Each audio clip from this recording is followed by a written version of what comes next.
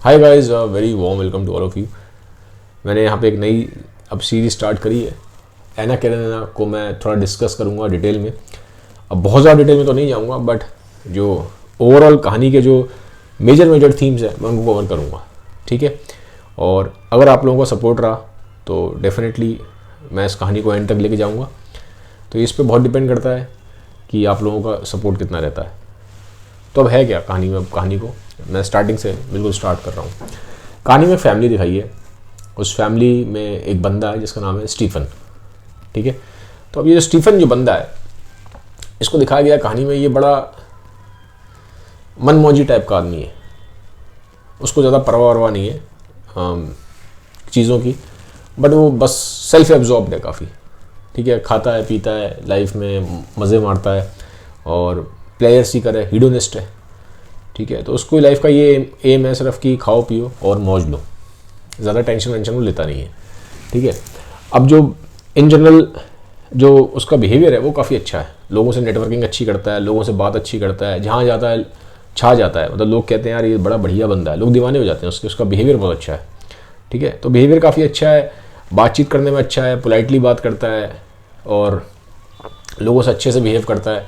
तो लोग उसको लाइक करते हैं स्टीफन को। तो he is a nice guy in terms of जिस तरह से लोगों से वो कम्युनिकेट करता है, जिस तरह से वो लोगों से नेटवर्किंग करता है। बट यहाँ पे एक प्रॉब्लम है स्टीफन के अंदर। प्रॉब्लम ये है कि स्टीफन एक वुमेनाइजर है। वो बार बार अफेयर में पड़ता है, ठीक है, और शादीशुदा है। तो कंटिन्यूसली वो बार बार ना एक्स्ट्रा मैरिटल अफेयर करता है। ये उसके अंदर एक कमी है।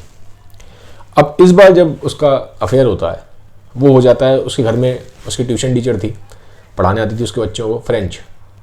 तो उससे उसका अफेयर हो जाता है और उसकी वाइफ को मालूम पड़ जाता है। उसकी वाइफ है डॉली, ठीक है। तो घर में काफ़ी क्योस मचता है, काफ़ी कलेश होता है घर में इस चीज़ को लेके। लेकिन कहानी में ऐसा दिखाया गया है कि जो स्टीफन है उसे ज़्यादा फ़र्क नहीं पड़ा है, ठीक है। मतलब घर में उसकी बड़ी क्योस सा मच गया है, पूरे घर में एक कलेश सा मचा हुआ है। और जो उसकी वाइफ है वो काफ़ी ज़्यादा परेशान है, रो रही है, ठीक है, काफ़ी दुखी है। लेकिन स्टीफन को दिखाया गया है कहानी में कि वो किसी दूसरे 2 दिन के लिए घर से बाहर चला जाता है, फिर घर में आता है, दूसरे रूम में वो उठता है और बड़ा नॉर्मल सा है। और उसको रिग्रेट भी नहीं हो रहा जो उसने किया है। वो तो सिर्फ उसको रिग्रेट इस चीज़ का है कि मैंने चालाकी से काम नहीं किया, चालाकी मेरी कमी रह गई। तो उसको रिग्रेट इस चीज़ का है कि मेरा जो अफेयर है वो बाहर आ गया। उसको इस चीज़ का रिग्रेट नहीं है जिसने अफेयर किया है, रिग्रेट इस चीज़ का है कि अफेयर उसको बाहर आ गया। तो आप मतलब ये देखिए, मतलब उसका जो स्टीफन का जो माइंडसेट है वो दिखाने की कोशिश करी है टॉल्स्टॉय ने। He is still very care free. उसको इस बात से फ़र्क नहीं पड़ रहा है कि जो उसने किया है वो उसने गलत किया है या उसकी वाइफ के ऊपर उसका क्या असर पड़ रहा है। उसको ज़्यादा फ़र्क इस चीज़ से पड़ रहा है कि मैंने जो गलती की है वो बाहर आ गई, ठीक है। और फिर इसमें टॉल्स्टॉय एक चीज़ ये भी दिखा रहा है स्टीफन के थ्रू कि स्टीफन कहता है कि मैं अपने इस बिहेवियर को चेंज नहीं कर सकता। ये मैं तो हूँ ही ऐसा, मैं तो पैदा ही ऐसा हुआ हूँ, तो मैं इसको बदल नहीं सकता, ठीक है। तो यहाँ पे एक तरह से आप ये दिखाई दे रहा है कि एक थीम आती है डिटर्मिनिज्म वाली और फ्री विल वाली, कि क्या स्टीफन अपने आप को चेंज कर सकता है। या फिर आप बोलेंगे जैसे इसमें दिखाया गया है कि स्टीफन तो इस तरह से बिहेव कर रहा है कि यार वो तो पैदा ही ऐसा हुआ है, उसकी उसमें कोई गलती नहीं है, ठीक है। वो तो उसके नेचर में है, उसके बिहेवियर में है कि वो वुमेनाइजिंग करेगा, उसको बदल नहीं सकता, उसकी फितरत में। इस तरह से दिखाया गया। तो यहाँ से मालूम पड़ रहा है कि ऐसा दिखाई दे रहा है कि स्टीफन के पास फ्री विल है ही नहीं, जो उसके अंदर जो अर्जेज हैं उसे कंट्रोल कर रही हैं। और क्वेश्चन ये उठेगा कि आप स्टीफन को ब्लेम करेंगे या नहीं करेंगे। टॉल्स्टॉय ये भी दिखा रहा है कि क्या स्टीफन को ब्लेम कर सकते हैं, क्योंकि स्टीफन तो बिल्ट ही ऐसा है, वो है ही इस तरह से, उसका फितरत ही उसकी ऐसी है। तो किसे आप ब्लेम करेंगे? क्या आप स्टीफन को ब्लेम करेंगे जो वो करता है या नहीं करेंगे? यहाँ पे टॉल्स्टॉय क्वेश्चन उठाता है। तो स्टीफन के कैरेक्टर को उसको दिखा रहा है, इस तरह से वो कहानी को समझना पड़ेगा, ठीक है। तो स्टीफन खुद में भी वो बोल रहा है बार बार कि मेरी इसमें गलती नहीं है और मैं माफ़ी ज़रूर मांग लूँगा, लेकिन मैं अपने इस ट्रेट को चेंज नहीं कर पाऊंगा, ये तो मैं आगे भी ऐसा करता रहूँगा। इस तरह से हिंट दे रहा है इनडायरेक्टली, ठीक है। तो डॉली के पास जाता है जो उसकी वाइफ है, उसको देखता है डॉली काफ़ी दुखी है, ठीक है। डॉली उसकी तरफ काफ़ी लॉयल थी, लेकिन स्टीफन लॉयल नहीं रहा। पहले भी उसने ऐसा किया था, ठीक है, 5-6 साल पहले, और कंटिन्यूसली वो करता आ रहा है जब से उसकी शादी हुई है। और कहानी में उस तरह से दिखा रहे हैं कि जो डॉली है वो अब वो इतनी अट्रैक्टिव नहीं है। She is in her 30s।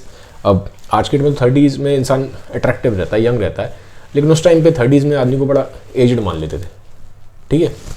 तो वो बोलता है कि अपने आप मन में सोच रहा है स्टीफन की जो डॉली है उसकी तो एज हो गई है 30s में, अब वो इतनी अट्रैक्टिव नहीं रही है, लेकिन मैं अभी भी यंग हूँ, हैंडसम हूँ, अट्रैक्टिव हूँ, उसको अपने अपने आप को एटलीस्ट ऐसा मानता है। तो वो कहता है मैं अपने आप को चेंज नहीं करूँगा, बट हाँ ठीक है मैं अभी इसको मनाने के लिए मना लेता हूँ, इसको सॉरी बोल देता हूँ, तो सॉरी बोलता है, लेकिन अंदर से वो रिग्रेट फील नहीं कर रहा है। ठीक है, अब डॉली के पास भी इसमें दिखाया गया है, टॉल्स्टॉय दिखाने की कोशिश कर रहा है कि जो एक वुमेन की जो कंडीशन है वो किस तरह से एक कॉन्फ्लिक्ट वाली कंडीशन हो जाती है। डॉली से छोड़ना चाहती है बट छोड़ नहीं पा रही। अब छोड़ क्यों नहीं पा रही? क्योंकि डॉली के थ्रू जो दिखाने की कोशिश कर रहा है टॉल्स्टॉय, पहले तो उस टाइम पे डिवोर्स लेना आसान नहीं था। ठीक है, जो आप सोच रहे हैं कि डिवोर्स ईजिली मिल जाएगा, नहीं मिल सकता। उस टाइम पे डिवोर्स लेना बहुत मुश्किल था, क्योंकि जो डिवोर्स था वो लॉ के अंडर नहीं आता था। ठीक है, वो आता था कम्प्लीटली उस टाइम पे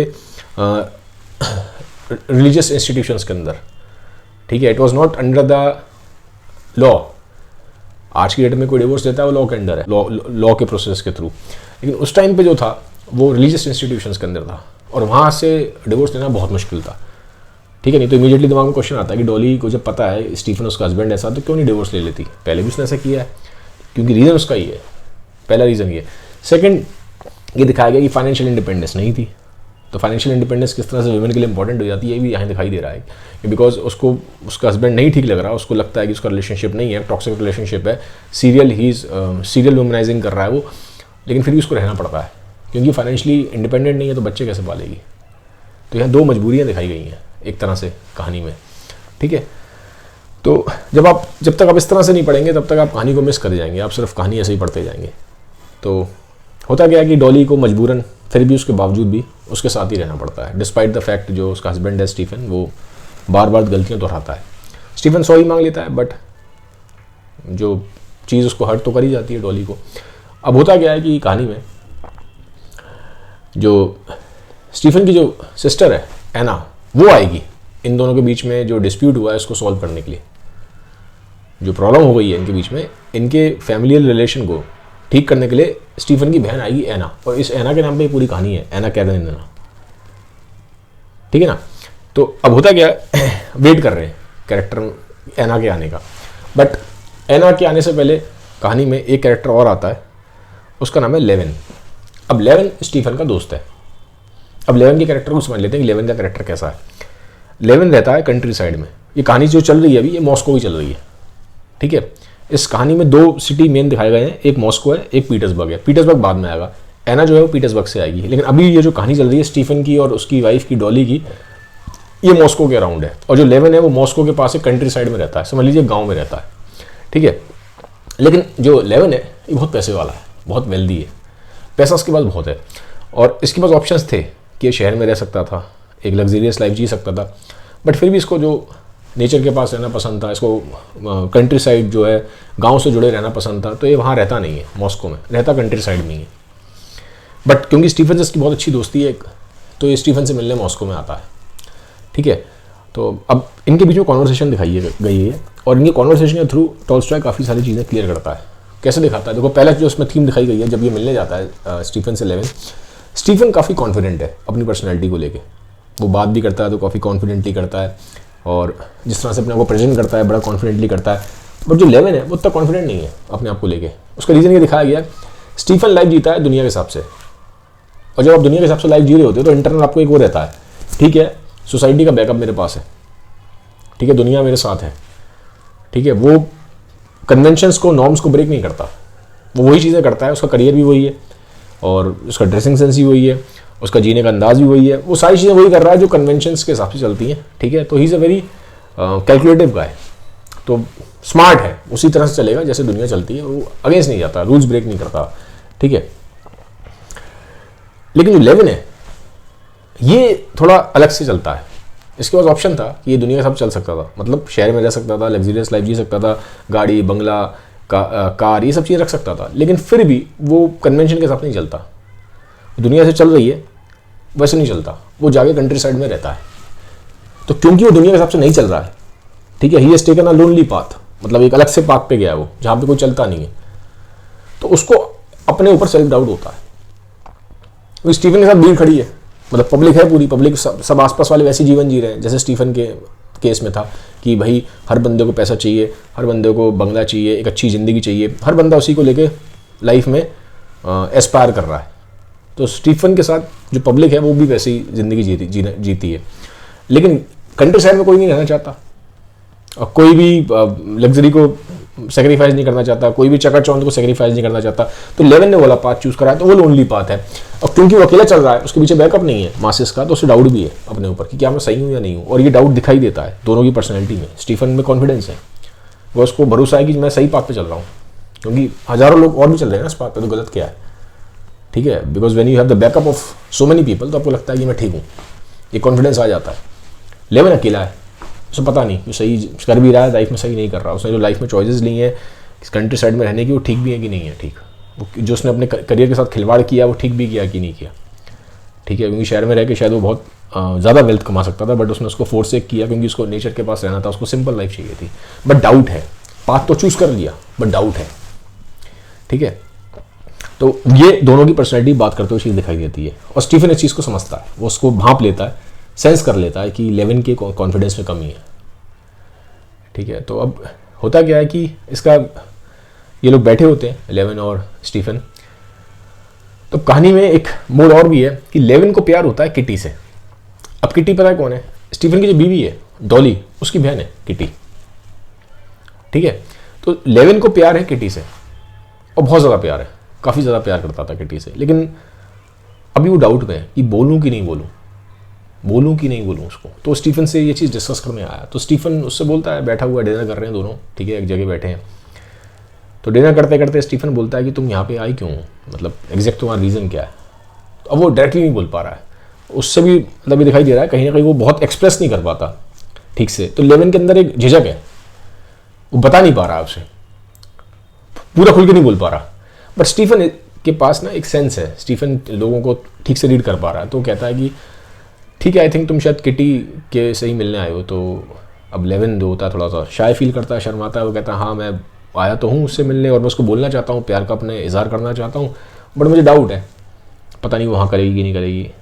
अब स्टीफन जो है वो उस चीज़ को समझ लेता है कि इसको कहीं ना कहीं डाउट है कि किटीज़ की बात पे हाँ करेगी कि नहीं करेगी, क्योंकि फिर वही बात थी। तो उसको लगता था यार कि मैं तो कंट्री साइड में रहता हूँ और जो किटी है वो तो शहर की रहने वाली लड़की है, ठीक है, वो भी लग्जरी में रही है, अच्छे खानदान में पली बड़ी है, वो कहाँ मेरे साथ कंट्री साइड में जाके बहुत सिंपल सी लाइफ जिएगी। उसको लगता है मैं कंट्री साइड का बंदा हूँ और वो बंदी तो सिटी की बंदी है, मॉस्को में रहने वाले शहर की बंदी है। उसको डाउट है, लेवन को यहाँ पे भी डाउट है, क्या मैं सच में किटी को डिजर्व करता हूँ। और अपने आप को इंटरनली ऐसा मानता रहता था कि कहीं ना कहीं शायद मुझ में कमी है। वो बोलता भी है स्टीफन को कि यार किटी तो बहुत ज़्यादा इनोसेंट है, पर मैं इतना इनोसेंट नहीं हूँ। और कहीं ना कहीं वो यहाँ दिखा रहा है कि जो मेरा पास्ट है वो उतना अच्छा नहीं रहा है, whereas kitty is very innocent. तो क्या मैं उसको डिजर्व करता हूँ। ठीक है, अब उसका पास्ट कैसे रहा है, क्यों ये चीज़ें बोल रहा है, ये कहानी में आगे मालूम पड़ेगा। ठीक है, हम लेवन के बारे में और जब डिस्कस करेंगे कहानी में आगे मालूम पड़ेगा। अभी तक टॉलस्टॉय ने बताया नहीं है, जैसे जैसे टॉलस्टॉय बताएगा वैसे ही मैं आपको कहानी बताऊँगा आगे। तो लेवन यहाँ पे बोल रहा है स्टीफन को कि मेरा पास्ट इतना अच्छा नहीं है, ठीक है, तो मुझे लगता है क्योंकि कहीं ना कहीं मेरा पास्ट अच्छा नहीं है तो मैं ट्रूली डिजर्व नहीं करता हूँ किटी को, क्योंकि किटी बहुत इनोसेंट है। स्टीफन यहाँ पे उसको बोलता है, थोड़ा सा उसको समझाने की कोशिश करता है दोस्त को, अरे यार इतना मत तुम सोचो, ठीक है, ऐसा भी कोई वो नहीं है, ठीक है, तुम कौन होते हो जज करने वाले, कौन सही है कौन गलत है, ये चीज़ें तो गॉड जज करेंगे, हम ह्यूमंस कौन होते हैं जज करने वाले कि हम सही हैं कि गलत है। तो स्टीफन ऐसे कहकर ना उसको थोड़ा सा ना साहस देता है, थोड़ा सा उसको कंसोल करने की कोशिश करता है। जैसे इन जनरल एक अच्छा दोस्त होगा तो जब आप डाउन फील कर रहे हो थोड़ा आपको कंसोल तो करेगा, यार कोई दिक्कत वाली बात नहीं, चीज़ें ठीक हो जाएंगी, तो उतना ज़्यादा ही सोच रहा है, जिस तरह से बात करता है स्टीफन। अब स्टीफन ये भी बोलता है लेवन को, ये देखो एक काम करो, तुम मेरी वाइफ से मिल लो, मेरी वाइफ की प्रेडिक्शन बहुत सही है ह्यूमन रिलेशंस को लेके। वो उसके पास एक तरह से ना एक फ्यूचर को देख पाने की पावर है रिलेशनशिप के केस में, ठीक है, तो वो बता देगी कि तुम्हारा किटी के साथ बनेगा कि नहीं बनेगा। तो लेवन कहता है ये उसके पास है वो पावर। तो अब स्टीफन एक्चुअल में उसको थोड़ा सा बूस्ट करने की कोशिश कर रहा था, तो बोलता है हाँ, और मुझे लगता है कि जो मेरी वाइफ है वो तुम्हारे फेवर में रहेगी, तुम्हें किट्टी मिल जाएगी। अब जैसी ही बात बोलता है स्टीफन लेवन को कि किट्टी तुम्हें मिल जाएगी, तो बड़ा खुश होता है, बहुत खुश हो रहा है। मतलब दिखाया गया कहानी में कि लेवन एकदम से बैठे होते खाना खा रहे थे लोग, तो उठ जाता है सीट से इधर उधर, ज़्यादा जब आदमी एक्साइटेड हो जाता है ना बहुत, तो बैठ नहीं पाता, तो बहुत ज़्यादा ओवर एक्साइटेड हो जाता है, तो इधर उधर चल रहा है, फिर रहा है रूम में, 2-3 बार इधर उधर गया। तो स्टीफन कहता है लेवन बैठ जाओ, बात तो पूरी करने दो। तो कहता है मैं तो कंट्रोल में नहीं हूँ अपने, आपने जैसी ये बात बोली मुझे स्टीफन की मुझे किट्टी मिल जाएगी, क्योंकि आपने बताया कि जो आपकी वाइफ है वो फोर्स ही कर लेती है, फ्यूचर रिलेशनशिप्स कैसे होंगे। तो आपने भी बोला कि आपकी वाइफ ने बोला है कि मैं डिज़र्व करता हूँ किट्टी को और किट्टी मुझे मिल जाएगी एज़ पर योर वाइफ। तो वो कह रहा है मैं तो इस न्यूज़ को सुन के बहुत एक्साइटेड हो गया हूँ, मुझे तो लगता है मैं किट्टी को डिज़र्व नहीं करता। तो बहुत एक्साइटेड है, इधर उधर भाग रहा है। ठीक है, तो स्टीफन ने एक तरह से उसको ना पंप अप कर दिया है। लेकिन अब यहाँ पे एक चीज़ है, कहानी का ट्विस्ट है। स्टीफन उसको बोलता है लेवन को कि लेवन लेकिन एक चीज़ है, और लेवन सुनता है क्या बात हो गई, अभी तो बड़ा एक्साइटेड है, इधर उधर घूम रहा है, बैठ नहीं पा रहा। पर जिस तरह से स्टीफन थोड़ा सा सीरियस होकर बोलता है कि लेवन एक चीज़ है सुनो। कहता क्या हुआ?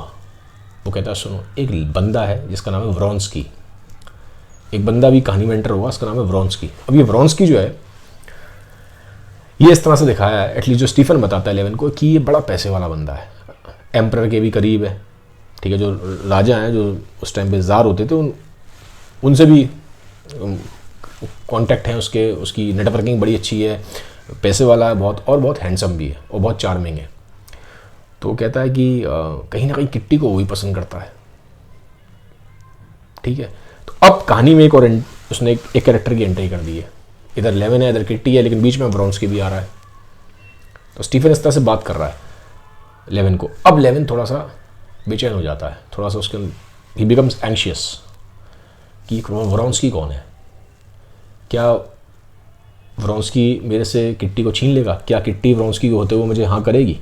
और क्योंकि जो उसने जैसे बताया स्टीफन ने कि वो वेल्दी है, हैंडसम है, उसकी नेटवर्किंग अच्छी है, बड़े इन्फ्लुएंशियल लोगों से है, तो यहाँ पे अब थोड़ा सा लेवन के दिमाग में एक डर पैदा हो रहा है। ठीक है, तो अब कहानी आगे कैसे जाएगी, क्या लेवन को किट्टी मिलेगी, क्या जब उसको प्रपोज करेगा उसको हाँ करेगी, क्या व्रॉन्स्की के आने से फ़र्क पड़ेगा नहीं पड़ेगा, और एना की कहानी कैसे जाती है आगे, एना की कैसे एंट्री होगी, क्या एना जो स्टीफन की बहन है, क्योंकि अब आगे कहानी में जो एना है ना वो पीटर्सबर्ग से मॉस्को आएगी स्टीफन और उसकी वाइफ के बीच में रिलेशन को नॉर्मलाइज करने के लिए। तो एना कैसे आगे कहानी में इनके रिलेशन को ठीक करेगी, और क्या लेवन को किट्टी मिलेगी कि नहीं मिलेगी, क्योंकि कहानी में आगे अभी उसको प्रपोज करेगा लेवन किट्टी को जाके, क्या वो हाँ करेगी नहीं करेगी, या फिर वो व्रॉन्स्की के साथ चली जाएगी। ठीक है, तो कहानी में हमें अगले पार्ट में मालूम पड़ेगा। तो ये कहानी का थोड़ा मैंने आपको एक ओवरऑल जिस्ट दिया है, और मेरा पर्पस ये है कि अगर कोई कहानी पढ़ता है, ठीक है, वैसे देखिए 900 पेज की लोग कहानी नहीं पढ़ते आज की डेट में, लेकिन अगर कोई पढ़ना चाहेगा तो एटलीस्ट उसको कहानी समझ में आएगी। तो बहुत बार क्या होता है कि जो राइटिंग्स होती हैं कभी कभी इतनी टफ हो जाती हैं कि लोग उसको 4, 5, 10 पेज पढ़ के छोड़ देते हैं, ये समझ में नहीं आ रही। तो एटलीस्ट इसको आपको कहानी का फ्लो समझ में आएगा कि कहानी में वो बताना क्या चाह रहा है राइटर। ठीक है, तो मुझे कमेंट सेक्शन में बताइएगा कि आपको कहानी अभी जो मैंने बताई है नरेट करी है कैसी लगी है। अगर अच्छी लगती है कमेंट में, तो अगर अच्छे कमेंट्स आते हैं, अगर आप लोग वेलकम करते हो उसको वीडियो को, तो मैं डेफिनेटली इसको आगे कंटिन्यू करूँगा। Have a nice day, bye bye, take care, thank you.